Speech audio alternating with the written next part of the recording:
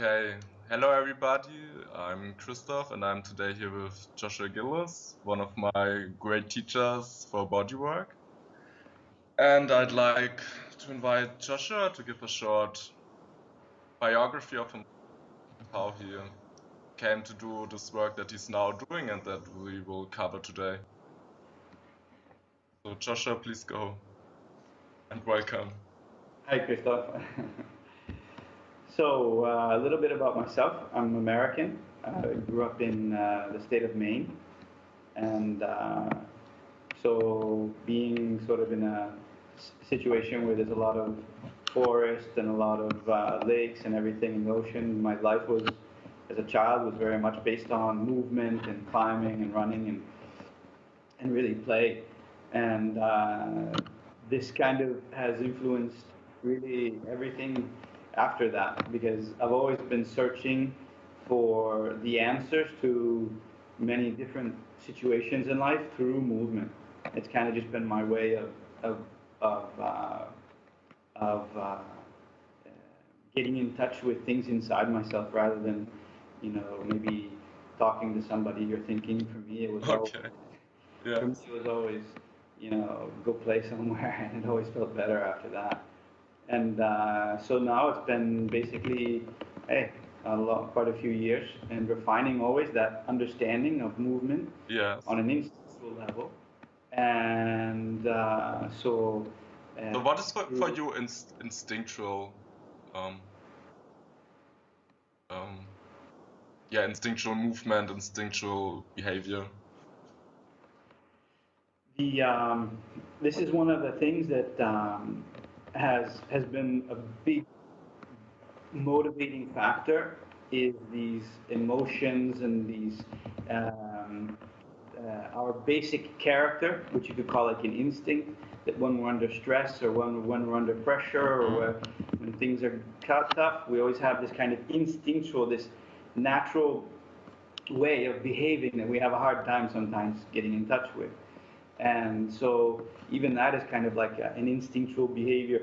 But we also have the instinctual movement system. So we have that's most obvious when we're children, when we're newborn babies. The babies come out and they are really very instinctual, and also they have these certain movement patterns that they're following due to our programming, our genetic programming over the millions of years. And so you can see it really in newborn children. This they call it archaic infantile reflexes. Okay, so now you're at this point in your life you're working with this archaic movement patterns that you see Mhm. displayed in children. Like you can see it there the easiest. And how did you come to this place in your life now? How did you Well, basically, it was because I was at a dead end. So I was doing all kinds of really wonderful treatments, and I was using polarity therapy, craniosacral, many different types of massage. I'd learned Yin Shin Jiu Jitsu, um, of the different kinds of reflexology, touch for health, all these amazing therapies. But there was still this um, black hole. There were these very difficult areas that I just wasn't really. I mean, I could explain them in kind of like some kind of like psychological or even a spiritual way, but there was no way of creating any kind of like I could never really get into the head or get into the soul or whatever of the person and really get them to move through certain blocks, at least not for any period of time. Maybe they had some relief and then, but it always came back, and then had some relief and then came. And so basically, at a certain point, um, I have two boys, two sons, and one of them, since he had teeth, he was grinding his teeth, and I tried all kinds of different things for him to help, and nothing was really working. and you see this with many people grinding their teeth. Really a big problem, this teeth grinding or bruxism, yeah. And my other child was when he was 5 years old, he was getting ready to go into the first grade, and he still wasn't counting when he was halfway through his the last year at Uh-huh. daycare and kindergarten. And so that was like my really big motivating factor to start really moving, to really find something else. And so I started doing research, and I heard all kinds of different things about this this movement and touch system, and I never really understood what it was because I lived in Sweden for 18 years, and so in Sweden there were some people doing this work, and I never really had time to really take a look at it. But I started with this, and I realized there was a whole lot more behind it than what I had thought. And basically, what it was is a system designed to integrate these different neuromotor and neurosensory programs that we have that run our instinctual movement patterns, our instinctual movements in general. And it starts obviously with an input from our senses A that creates short a question. neuromotor output. What's the system called? Like, The one that I learned originally is called the Masgutova. What's it called? Neuromotor integration, I think. Masgutova neuromotor integration or something like that. okay, so I'll put a link at the show notes so people can also check this out too. Yeah, she's amazing. Her name is Svetlana Masgutova. She's Russian, Mm-hmm. and now she has she has a center in Vosova and a center in Colorado. And if there's three big schools in the world right now. One is the school of Doman, Glenn Doman, and then there's and he's in the United States, and then there's in England, there's the Goddard and Blythe couple that Yes. are doing amazing work with, especially in schools, with this work. And then there's Masgutova. These are the the three big pillars of this work right now. Okay, and so what kind of problems are they working, or what people present themselves to them and seek? Basically, everything. There, the as it turns out, which was completely against everything that I had ever learned or had ever heard of or um, um, even dreamed of, that there was a system, a logical, methodic system that you could actually use to help people um, from emotional to organic to movement patterns. And I'm talking like really important problems like cerebral palsy, Down, uh, sclerosis, muscular sclerosis. There's, and even worse things that, genetic deformities uh, that normally would leave a child absolutely handicapped for his life. There's a way to sort of jumpstart all these different systems through the integration of the instinctual movement patterns Okay, and or reflexes. yeah, I wanted to ask this. So you can see with this work with people with like really um, several illnesses, you see like a big jump in their ability to live their life, more according to their. Absolutely, yeah, absolutely. Everything from bipolar, all these different illnesses, like psychological problems that people have today, to really, severe but not maybe pathological postural problems like scoliosis or even some people of my clients have like parts of a vertebrae, so they'll absolutely never have a straight spine, but they have only part of a vertebrae, Ah, okay, yes. and so their spine will always be very crooked, very distorted. But through this work, you can make the brain accept this constellation that the person finds themselves born with as the normal constellation for their body. And then what happens is the body starts working around this in a different way than what it tried to do, because it thought that it was, a so-called normal body. And so all the instinctual neural programming that runs all the different postural and movement programs have to realign themselves and understand that, no, wait, we have a little problem here. And so they integrate that into it, and really a lot of the pain, a lot of the problems go away, most of everything.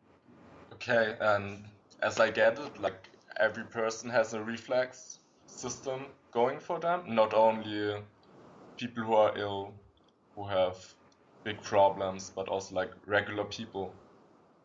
Everybody. There's nobody who is fully integrated. I can promise you. I've worked with some really, really top athletes in the world.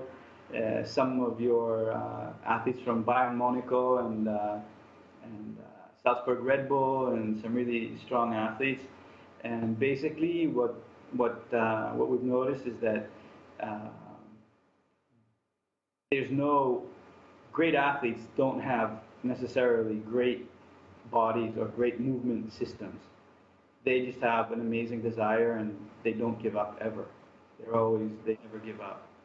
And so they're always training, they're always moving hard, and they're always pushing themselves beyond in a very gentle, delicate way, so that they don't create too many problems for themselves. But the it's amazing how poorly integrated, at least the Europeans are. Europeans, Americans, really, really terribly integrated. Are there some examples for people who are better integrated?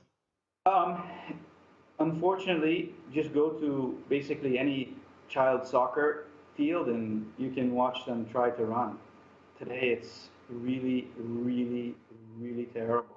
The kids have a hard time Okay, running. and as I get it, running is like the pinnacle of Pinnacle movement, kind of. of our movements, yeah. Yeah, So it's absolutely. starting much more early.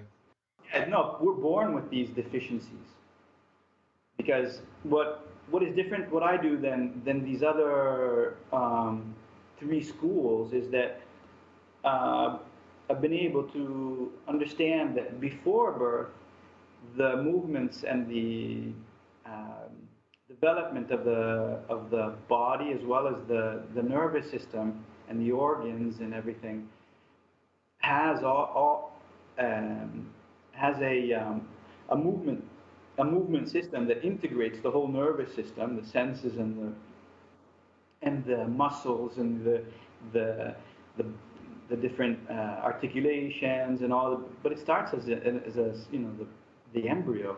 As soon as it's in its first phases of becoming a living being, uh, it's already moving. It's already, they call it twitching in Twitching? in twitching. They call it the movement of the embryo in the first Okay. few weeks. The first 3-4 weeks, they call it twitching. So it actually twitches. It's like it like opens and closes really And that's fast too. that's the mechanism how it's like recalibrating itself, or It's like not recalibrating. At that point, it should be or, calibrating. or Exactly. calibrating, yes. That's the point where it's calibrating, and then when we're born and we have obviously passed through, 95% of the evolution, of our bodies, then we can reintegrate if it didn't, completely integrate. And so it's all, so the big part of it is already playing out in the womb. Yeah, already in the first, I mean, really in the first 8 to 12 weeks, it's finished. Okay. 80%, 80% of the 80% of um, the movement and the development of the body is already finished. And this is what obviously has important influences in, a lot of what's called abortion. Okay, so there are many ways to mess this to mess this up. It goes so fast. The development of the embryo goes so fast. And today, because we have so many poisons and so many different toxins in the air, in our food. I mean, you can't get away, you know, in our walls and the paint and in the furniture. So when the nervous system, something so delicate as a nervous system, is developing, it's really an environmental disaster on inside the womb, inside the DNA, inside the sperm and the egg. It's Okay. yeah, because it's obviously the DNA that's running all of this, you know. Okay. So we have a big problem that's created also through our non-life supporting environment. Absolutely. But you found somehow a way to re renegotiate renegotiate these things and Well, it's like you know, maybe for a while you can hold back the tide, you know, like the Dutch, you know, they're holding back and they're living underneath the dams, but obviously, you know, it's only a matter of time before, you know, a huge storm, and obviously Mother Nature is much stronger, and her desire to do what's natural is much stronger than what's not natural. And so when you know we have these discrepancies in the evolution and development of our movement system, which obviously affects the psychology, the cognitivity, the endocrine system, and all the organs. So it's not a little deal. When it's developing, we can you know and encountering these different blocks and not arriving at its maximum levels of integration, we can go back because now it's very clear the patterns, the movement patterns, the positions, the, the way to use the eyes, the hands. There's all kinds of beautiful ways of reintegrating and very simple ways of reintegrating the. can you say something about the positions? Well, basically, what my work is based on is the fact that whether or not we are actually directly evolved from fish on the planet or from the medusa, which is the first so far documented animal to have a nerve, you know. Um, Uh-huh. Whether or not that's true, whether there's all kinds of different theories and beliefs, and you know, so far at this point, only our genomes can only be traced back a couple 100,000 years. So there's a lot of strains, but whether it doesn't really matter all of that because in any case we can see extreme similarities between the brains of fish and our brains. All the parts are there, and also all of the sort of anatomical aspects are there as well, obviously at a very early stage, which we can find in the embryo. So, you know, I don't really know the answer to where we come from and all of that, but in any case, our embryo tells us a lot of things about where we did come from, and you can see there's clear connections between um, uh, sort of what you would call like an amphibian reality behind our evolution in the embryo, because they have gills, you know, and also if you look at the development, eyes, mouth, hands, and feet with a body. That's so the embryo actually develops through this series of positions, movements, bodily forms that seem to go right through the amphibian, reptilian, mammalian to human, Okay. the Homo sapiens. And so basically, being frustrated with these other systems that are really incredible, but I was frustrated because, especially with handicapped or extremely difficult situations, like where maybe an athlete, a really high class athlete, has chronic problems, tension in their body. You can't just use the classic systems because there's so much energy built up inside there. And so the classic systems that these other people are teaching wasn't enough. And I realized that there was something still missing. And so in my search to understand better and to make it truly complete system where there weren't holes, where there wasn't that gray area where maybe you had to go into some kind of like psycho spiritual analysis in order to justify the inability to help a person. But even for oneself, maybe saying me as a therapist, I'm not evolved enough to be able to, there's not just the other person, but from both sides, no? And because if anybody's a little bit self-critical and really wants to help people, Yes. I mean, you have to look at yourself as well. And so, and so basically, it completely destroyed any kind of real, and this is terrible. I know it's terrible. Believe me, I know it's terrible. There's no real connection to any spiritual, and I mean this in a practical, three-dimensional reality here on the earth kind of perspective. There's no real connection to spirituality in our bodies. Boom. Okay. Okay. Exactly. Let me explain that. It's better I just come out and say it, and then I can kind of try to Defend yourself. regain some ground. Yeah.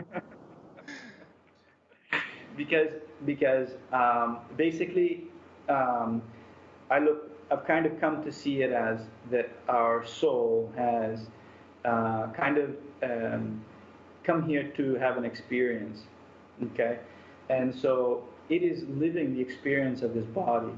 And even if I do, and I have seen really serious situations being brought back into this life through reincarnation, but from past lives, there's definitely a connection. Yes. 99.99% of the time, if not 100, using these systems, just down to earth, simple, kind of what we would call like a European scientific approach in a sense, but obviously with the heart and with empathy. Um, it's much more effective and easier and able to gain real results even with past life experiences, to work through them, to release them using the neurosensory motor integration. And I know because the blocks that we bring from past lives are real, are physical, and you can And find how them can in they the body. translate Hmm? into anything in the body? This past life. Yeah, I mean, it can be anything. It can be behaviors, it can be, or postures. They can be all kinds of illnesses and character disorder, character problems. Problems in relating. Father, son, mother, son, whatever. All different relationship problems can, strangely enough, be found in these different, what I call them, abilities. So these different postural and dynamic movement, so movement when you're moving, abilities, they're all these, there's a bunch of them, no? There's the toes that need to work in a certain way, and this is all connected depending upon where we are in our evolutionary patterns. You can look at the amphibian system to find the toes, and you can check this, make sure that system's okay, and then you can go to the reptilian stage and check maybe how the knees and elbows work in rotation of the shoulder. Okay, but you're always working from bottom up, kind of. Um, it depends. Yeah, I like working from the feet. I start always with the feet, and because we're human beings and we spend, that's kind of like where the most amount of information for our posture comes from, because the feet are what give the brain the proprioceptive information about where we have our balance, and there is created the proper posture. What muscles to innervate, what muscles to relax, how much, how little, in what order, in what combinations, and the timing. And it's so refining the feet and its connection to these different postural and motor programs, neuro programs, is crazy what you can do with it on all levels. on all levels. It depends on the intention of the therapist, where and how you want to work. But in any case, with just simply letting the person go through their own evolution, because in a certain sense, these are all movements, from a practical earthly evolution, to even to see when we integrate, these people, and there's also like a kind of like a, what I call kind of like a neuroga, a neurologically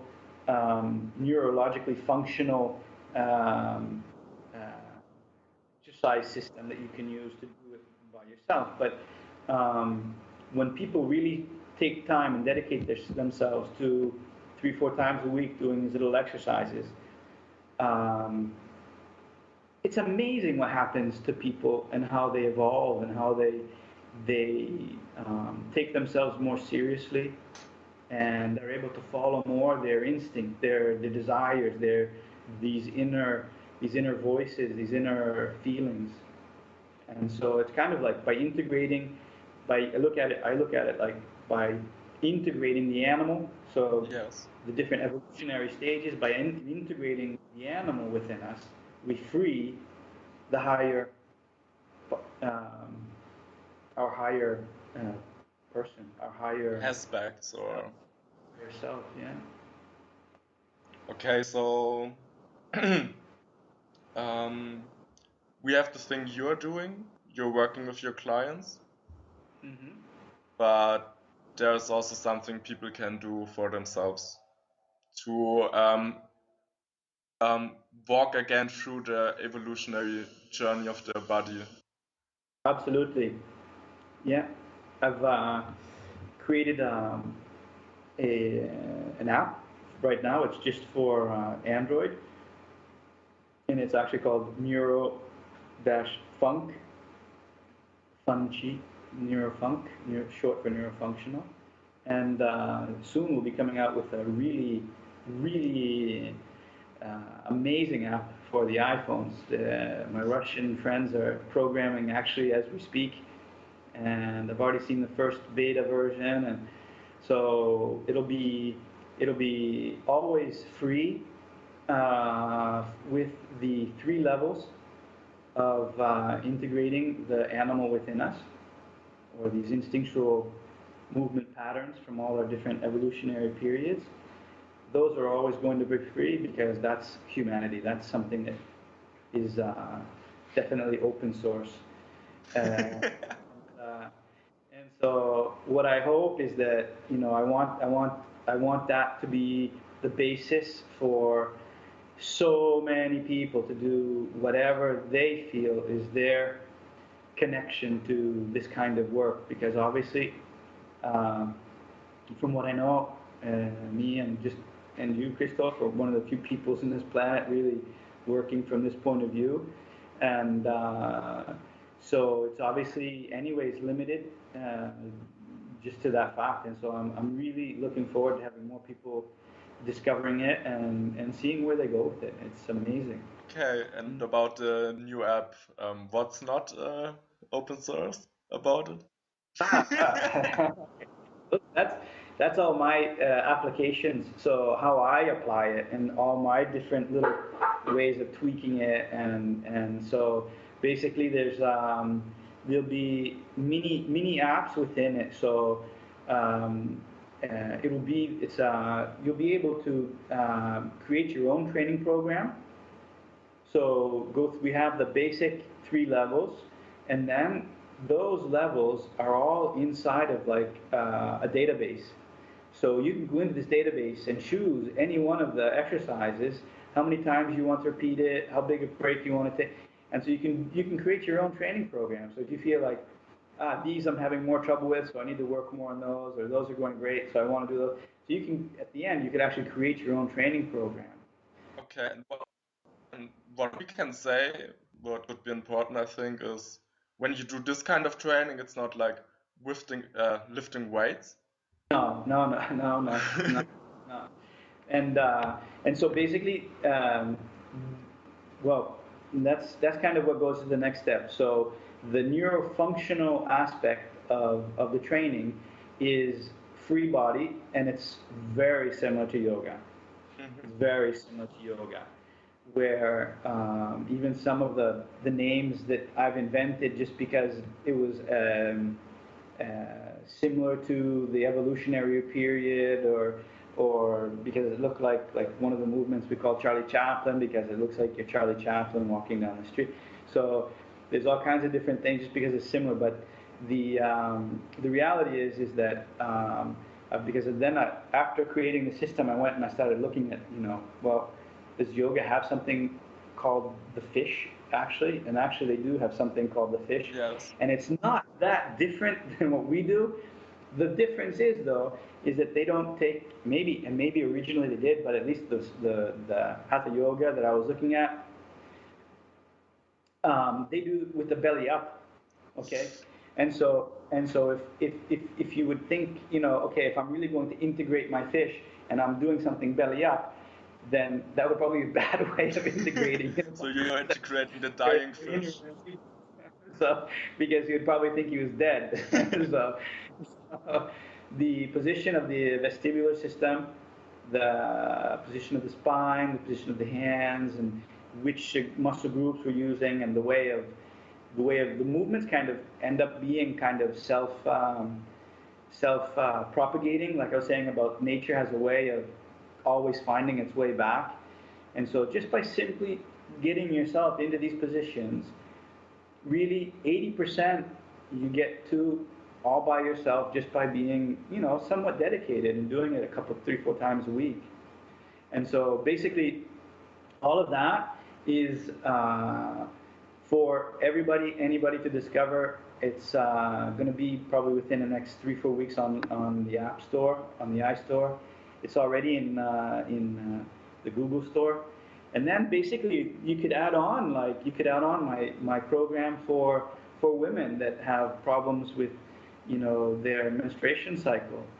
So to when I mean like really serious like pain, like where they can't, not even hormones help them, or they can do this training series, and within minutes normally they get already a relief, and after maybe a month to 2 months of continue, they don't have any more of these heavy situations where they can't go to work or they can't, live a normal life. So obviously, any woman who doesn't have any great, really great problems, it's perfect just to smooth everything out, to organize them, the muscular structure of the hips, the inner organs, and obviously has a great effect on the hormone system.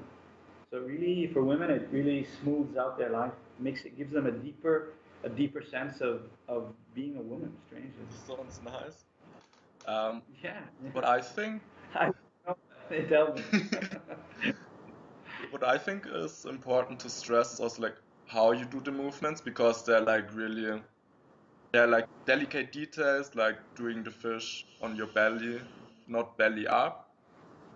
So it's important that you're also working with the details of the movements and then also not doing only the movements but also take time to integrate. And I think the breath is also connected to it. You could tell. Yeah, that's a really good point because I mean, I've kind of like taken the time to, years and years to understand, the fine tuning of the movement. So really, all anybody needs to do is to try to copy as well as they can all the movements, even like you say, the micro movements of the feet or the hands or whatever, the eyes. But besides that, um, like you said, Christophe, the most important part is once you've done an exercise that usually we hold for between 3 and 7 seconds, the relaxation, the release part, excuse me, is almost more important than the actual exercise. Obviously, without doing the exercise, the relaxation doesn't mean anything. But being able to truly relax after the movement is what really allows the integration.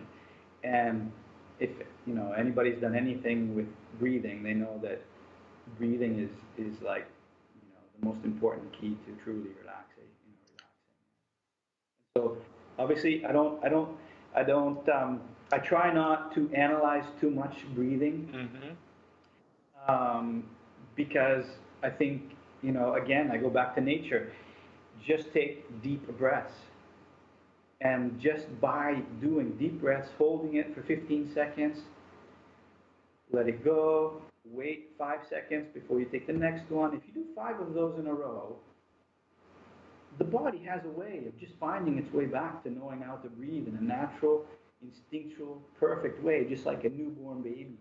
But I think that's already important to underline, so that you inhale, wait for some time, you hold Yeah. inhale, and then Yeah. you exhale and hold this again. Because I think normally people are not breathing like this. No, no, no, no. But yeah, no. That's the only thing you need to know. You Okay. don't need to think too much about diaphragm and breathing through your nose or through your Or mouth. into your balls. Everybody can do different things they like. You know, yeah. There's a lot of different things people can do with breathing, but the basic idea of getting just simply your respiratory system to work is extremely simple and extremely rewarding. It can really have amazing benefits just by taking 3 to 5 breaths.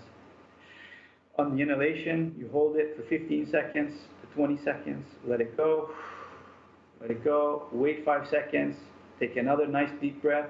If you can do 3, 4, or 5 of those before you go to bed, you sleep like you've never slept before.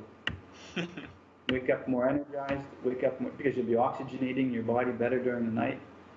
And then obviously, this becomes a habit during the day when there's moments of stress. Instead of reacting, you'll breathe naturally. Like everybody says, count to 10 or take 10 breaths, whatever, but it's really real. Your body takes a breath naturally, instinctually, before it reacts. You need to analyze the situation before you can interact with it.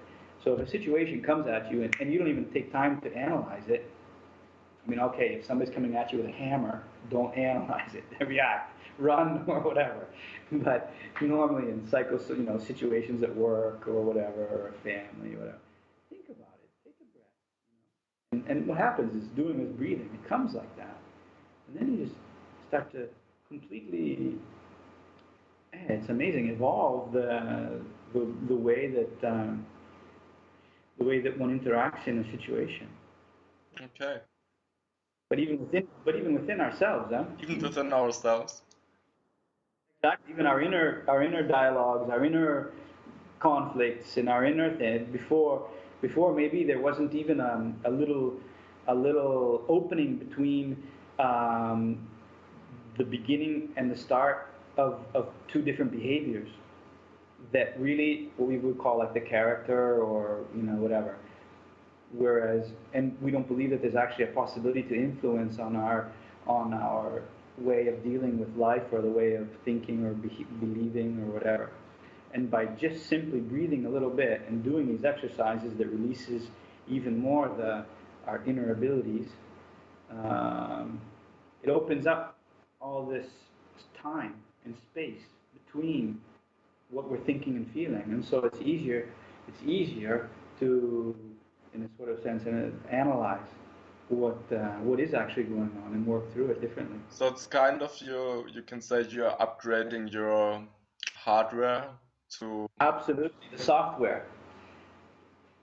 By the hardware you can't really change because that's always going to be there. But the software, it's like the central line of the car. Nobody, mechanics don't have hammers and screwdrivers hardly anymore. They've got electronic devices to deal with your car. So this is what it is. We're going in and we're working on the inner programs, the inner neurological programs that are running the body, Okay. but from every sense. It's hard to really understand all of this. It's taken me a long time to really appreciate what it means to integrate the neurosensory motor system. or the instinctual movement programming. It's Yeah. You have to try it, you have to feel it, you have to experience it before you can really, Yeah. As because it's so against everything that what we believe. Psychiatry is psychiatry. My gynecologist is my gynecologist, and my massage therapist is my chiropractor is my chiropractor. But what's in behind all of this is the nervous system. hmm You know, Yeah. even our intuition. Okay, now if you Yeah, let's talk about intuition. okay, tell me. Now, how can, or what I was thinking about, like I have many artist friends here, Yeah. and they could say like, why should I refine my body because I have such a well-developed mind, spirit, whatever. But how can this help them in their work? Because when we don't integrate our bodies into what our minds and emotions are doing, there's a big gap in realizing all of that good stuff. It makes it much, much more difficult to um, channel all of that good energy into this three-dimensional reality. Because, I mean, what are we here for? Are we here to live in our minds? So fine, great. Hook yourself up to one of, Soros or Rothschild's great, bio-integrated computers, and you can live your life in a computer. Great. I don't know if that's really what humanity's future should be, to be cyborgs, you know. I don't know if that's the true soul evolution. And so if we leave our bodies behind, which is what a lot of people want to do, and it's, we're being kind of led in that direction, then I think we're making a huge, huge error in our spiritual evolution, but not just of the planet, huh? Yeah, Uh, and I think people are making a big mistake by not by by forgetting how important it is to live in this reality. And it's not to mean that we bring down our level of spirituality to a lower frequency, but how about raising the frequency of the physical matter? So you can look at it from two ways. You want to go the easy way and just forget the body and live in your mind and live in your emotions and your spirituality? Or are we going to refine matter? Are we going to pick it up? Are we going to, take it like a raw diamond and start cutting it?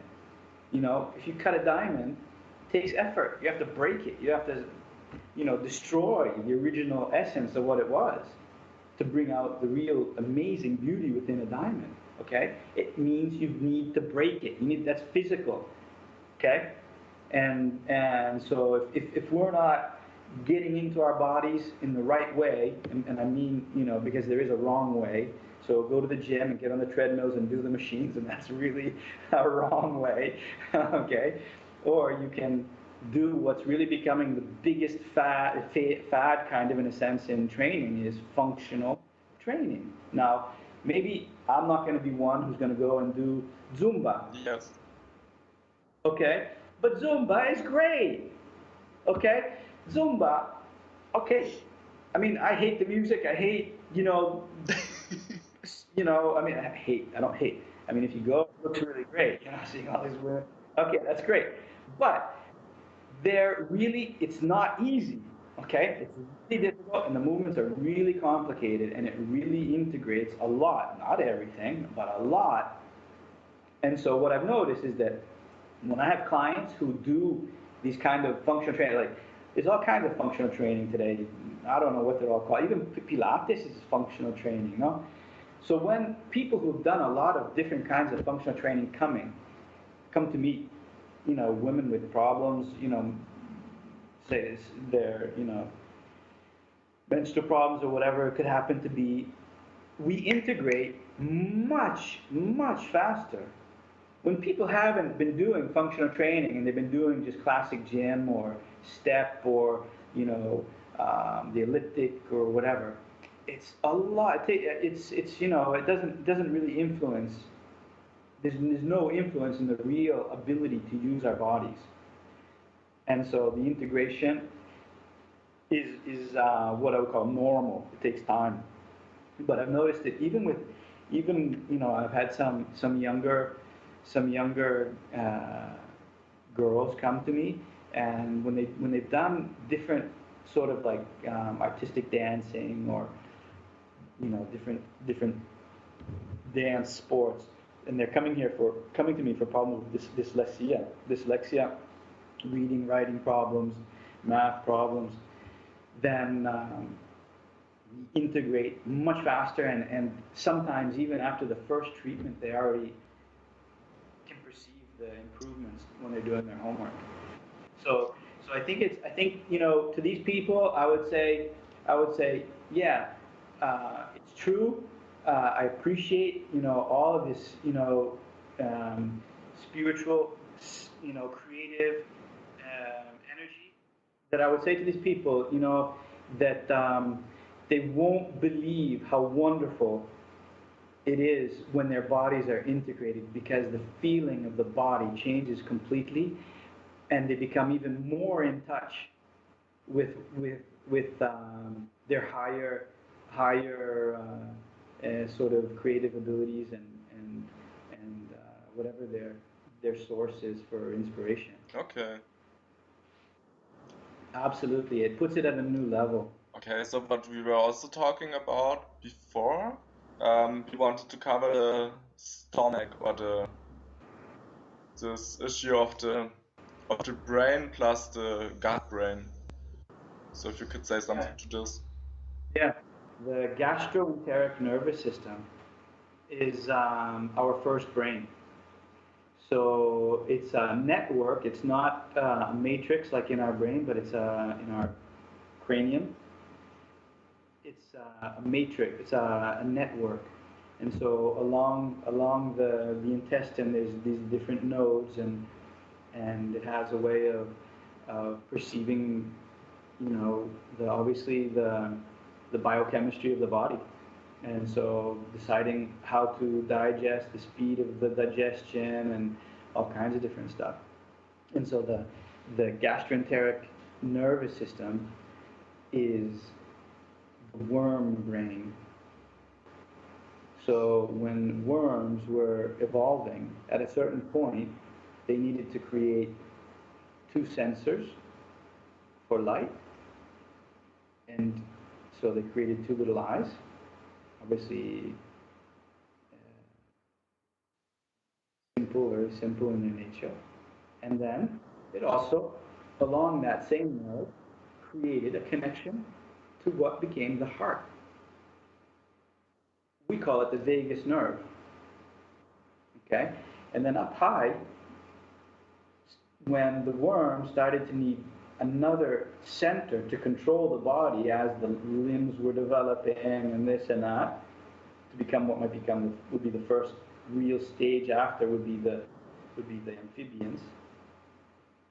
He needed another brain, and that's our cranium. That's the cerebral brain, and so in a true hierarchy of neurological influence, the stomach, the gut brain, is the first brain, and not the second brain like everybody says. And it's simple. If you look at how many people are depressed, especially at young ages today, um, what do? We give them calcium, magnesium. We take them off of milk and dairy. You do this because medicine is not doing it. Like, No, the doctors are giving them something else. well, what really upset me was this about sort of the mainstream medical, whether it's sort of doctors, medical doctors, or psychiatrists or psychologists, but especially psychiatrists, because they're the one writing out the medicine for serotonin and Ritalin. And these are the two sort of neurotransmitters that are connected to being happy. Mm? And what I found out is that amazingly enough, 80 to 95% of serotonin and retinol are, are used by the gastroenteric nervous system, not the brain. So happiness really does start in the belly. Okay, it's not some kind of like wives' tale or something, how to get your man, make him happy by feeding him well. It's really the true, honest reality. Serotonin and retinol are almost completely found in the gastroenteric nervous system. What is the second thing? Retinol? The the retinol or what? What do you mean the second thing? Yes, yes, yes. Hmm. I'm always understanding Ritalin, the speed-like drug for Ah, ADHD. No. exactly. That's it. Retinol. Yeah. Okay, okay, Exactly. Because it calms the nervous system, okay. the stomach, not the brain. Mm-hmm. But it's not good for long-term use, I guess. Not even good for short-term use. The because you can change it in literally like 2 days. You can change the whole. You can change the enough so that a person can already feel benefits, emotional benefits, simply by changing the pH of the stomach and intestine and taking away milk and dairy products, and obviously, you know, the white flour, the refined flour, obviously aspartame, these are the main things that are creating all this inflammation in the gut and in the nervous system. So it's simple. And then obviously, I like to use some products from Nutrilite Uh-huh. that for children. They have a chewable that's amazing. It has already calcium, magnesium, vitamin D3. It's all fruits, vitamins. I'm sorry, fruits, vegetables, and spices. So there's no refined anything in it. It's just concentrated, dried, concentrated, and put together. Obviously, the mixture is really, really well done. And we see in days radical changes, radical changes. Just doing the exercises, we see changes in their behavior when we go to the schools and we have them do some of our first basic movements. Already there, their concentration levels change because they're not in touch with their bodies. When we know how to use our toes, when we know how to use our feet, our ankles, our knees, our hands, our elbows, shoulders, when we really have, when we become quiet, we become relaxed. It's when we're not connected to reality, to this body, that anxiety, nervousness, insecurity, and all these other things come in. Okay. And one of the great detachers from our mental, emotional, physical well-being is the gut brain, the stomach brain. This, when it's inflamed, when it's not working well, destroys everything. You can't do anything when that guy isn't happy.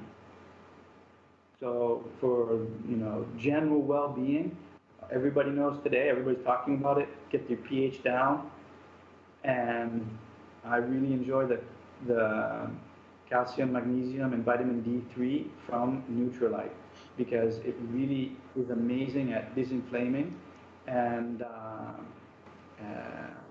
and reducing the pH and regaining some kind of normal balance in the intestines. But obviously, it can't happen without taking away, milk or dairy products.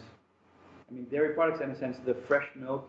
So the soft cheeses are not so good. The seasoned cheeses are okay. Okay. Normally, seasoned cheeses work well. Okay. So, Joshua, I think this was a first good preview of your work and your vision. And do you have something else besides the app going on in the future? Like any plans or? Well, because basically right now I'm working on purchasing some really expensive equipment in order to prove to doctors what this movement program is doing. And so soon I'll be, probably within the next month, I'll be going on to Indiegogo with a crowdfunding project. So I'll be offering all kinds of great deals on the apps as a way to sponsor me to be able to purchase this equipment. It's more than 100,000 euros. Sounds like a nice project. So, and this will give me the ability to be able to be far more aggressive in my approaching the sort of mainstream, gymnastic teachers in the schools, trainers in the soccer teams, the youth programs, the schools. Why do they need to do these kind of exercises? Because bum, bum, bum, we can show all the different data, and it'll be black and white, and they won't be able to say anything. So this is a huge this is like a huge, like for me, it's my big next step to be able to really share with the world this reality. Okay, so I think you should also give me some information on this so I can put everything in the show notes. So as soon as it comes up, I'll let you know for sure. So people can stay updated. Great. And what I can say is we're planning a workshop in Berlin coming in the following months. And if people are interested, they can join. It's going to be about the movements, maybe some hands-on stuff. And we'll see what's going to happen. Maybe some nutrition, so some simple little nutrition stuff. And yes, I'd like to thank you for your time. And if you have a last word to the people, tell them. Thank you so much, Christoph. It's been amazing to get to know you and to work with you, and it's obviously always inspiring when somebody is interested in what you're doing, and so I really appreciate that. And I can only say, if you've got an Android telephone, go download the app and get training. Start to integrate yourself. Master your instincts. Yes, the final word we can take. So thank you, Joshua. Thanks, Christoph. Bye. Bye bye, everybody.